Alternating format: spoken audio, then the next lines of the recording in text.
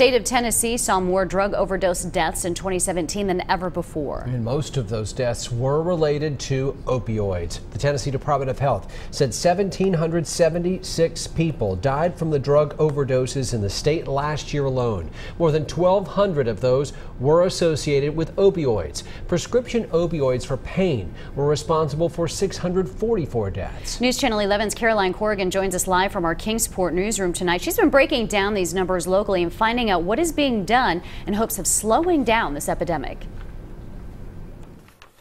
Josh, Sarah, we reached out to the Tennessee Department of Health to find out how many of these deaths by drug overdose were here in our region. The highest number was in Sullivan County. 137. According to the Tennessee Department of Health, that's the number of people who have died from a drug overdose in our region in 2017. 42 of those were in Sullivan County. This was on my birthday. For Rhonda Coffey, it's a number that hits home. David overdosed on a combination of drugs, of methamphetamine and heroin, and also the diet pill phentermine. Since his death, she has worked to secure grant money to supply Sullivan County deputies with Narcan, a drug that can reverse an overdose. What comes to your mind when you see these numbers? Anger and sadness and outrage. And then the realization that we're not getting it right still yet. We have to get it right, and it takes government involvement to make the changes. No one single person can change this. It's a pain that's all too common in our region.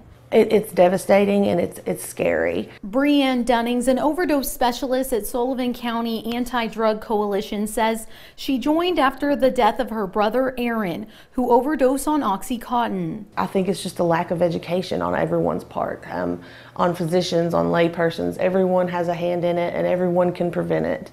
And the more people we educate, we feel like the better that we're getting at maybe stopping this where it starts. And because you can't be in treatment if you're dead. They think, oh no, this could never be my child. And that's where you're so wrong. I spoke to Sullivan County District Attorney General Barry Staubas about these numbers. He says based on what he's seen this year so far, he thinks the number of drug overdose deaths this year will be higher in 2018. Caroline